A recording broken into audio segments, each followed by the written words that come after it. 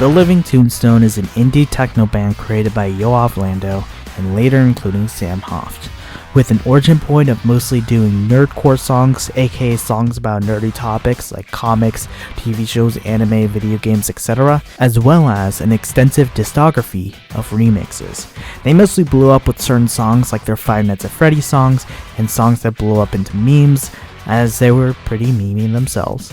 However, there was one aspect they didn't really cover, and that was completely original music. They dabbled here and there with one song, My Ordinary Life, as well as creating a completely original OST with In Sound Mind, and other projects like that. But it wouldn't be until later on June 11, 2020, where a completely original single basically announced a completely original album made by them. As we go into it, this album slowly became one of my most cherished albums of all time. So let's explore it.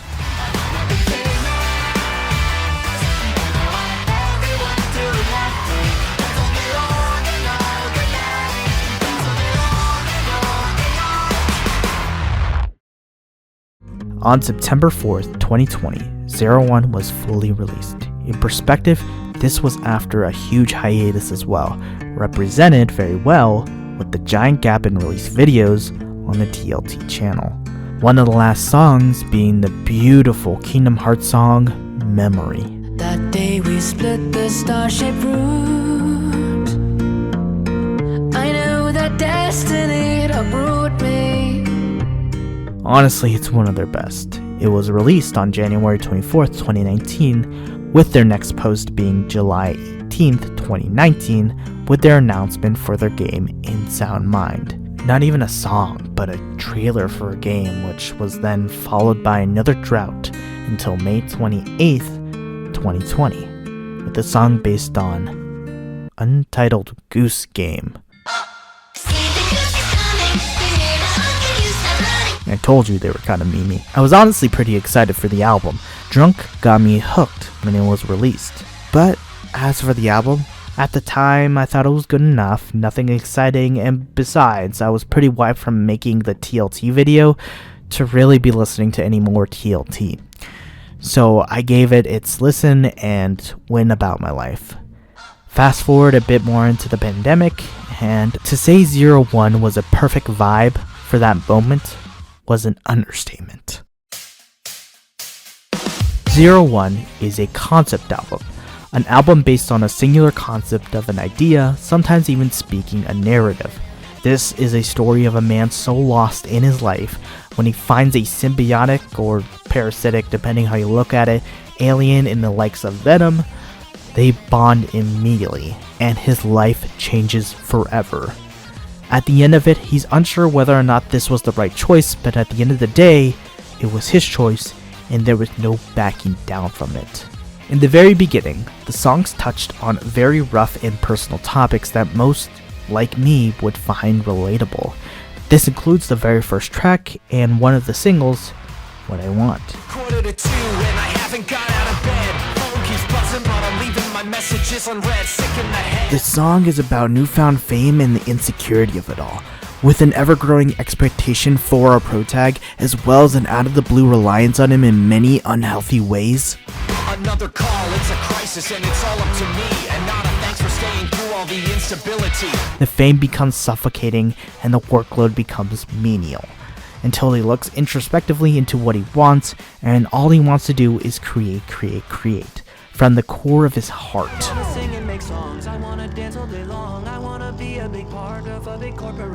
And with it, it's sort of taken a cue from musicals known as the I Want song, a song expressing the protagonist's personal wants and what really drives their story. What I Want sets the groundwork for our character.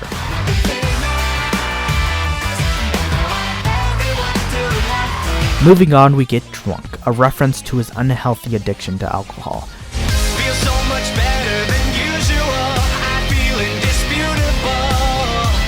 Oh. Then Can't Wait, in reference to his suicidal thoughts and overtaxing expectation for himself.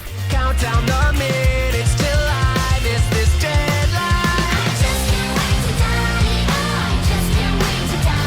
leading to his inability to create, hence the next song being Lazy, where he emphasizes that. It was easy for a while, then I let the work compile for another day, then another off day, then it was a more often than not day. Sunburn plays next, highlighting the over-obsession to fictional characters. You tell all your lies and you break hearts, I still need you, 'cause I'm free to.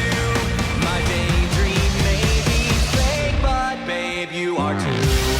Then Longtime Friends, where whether or not it's about having toxic friends or being toxic to his friends, is about the strain that our protag has on relationships as a whole, being strained to the point of bridges being burned indefinitely. Holding at the roots to tear you off me, to see if I'll have something left, and even if it means I'm starting over and everything I made with you means nothing, well that doesn't matter. This is our protag's rock bottom at this point, and where 01 comes in, and with it, a great shift in the album. 01 is our protag letting himself get taken over by the symbiotic alien 01, and in turn transforms into something new.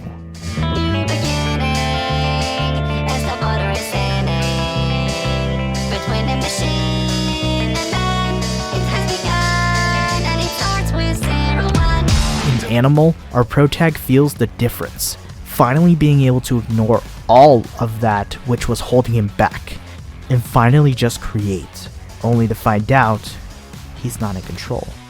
01 is in control. This creation also feels less intentional and more instinctual, hence the feeling like an animal. I'm barely breathing, did I always have the potential? I'm revealing, I have become something new, or am I turning into you? And will I even make it through this delusion? Or is this evolution? I'm feeling like an animal. In Fly Home, he finally gets his dream of being part of a corporation and just being busy working, even though he grows homesick and is not too fond of all the new privileges. But he stows all those feelings away for the sake of living his dream, constantly touring, making music, the works. The dream, right? In the air again, it's just like a merry-go-round, living miles above, you miss being there on the ground, so sick of white and chrome, but I've got the world to roam, so I am lost in the unknown, till the birds fly home. Well, Chosen is that existential crisis in the middle of it all. Not only if this is exactly what he wants, but if his self-identity is still even intact. With 01 being the new face and personality he chose, is he doomed to live his life out as 01? Is he himself? Can he return to himself? Is it too late?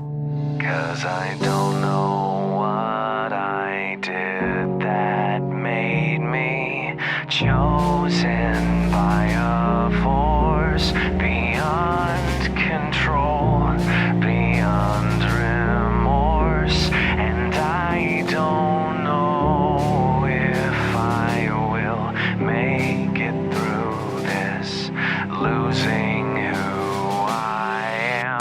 The album seems to end with him coming back to Earth and accepting the fate in which he chose. There is no turning back now. Losing everything I call human, free will is miles away. I heard you play in the digital cabaret, but I'm okay, I won't disobey if you So, with this explanation, it seems this whole album is an extended, and for me, arguably more polished, expansion of the concept the song My Ordinary Life is centered around.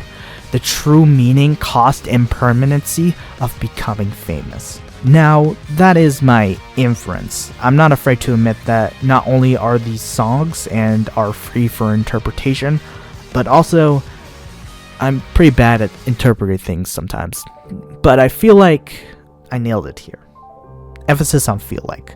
But with the humanization of it all, plus the very clear and depressing themes in the beginning, it's very clear to me, and hopefully to you, how this became an album that I stuck to like a fly to a trap. 2020, 2021, and even 2022, I was constantly stuck in ruts and feeling shitty about myself. And 01 was something I was listening to constantly. What I Want is literally my favorite song here, as it struck a chord with me the most. But this is hardly an album I listen to a couple of tracks to. This album is a no-skip album for me.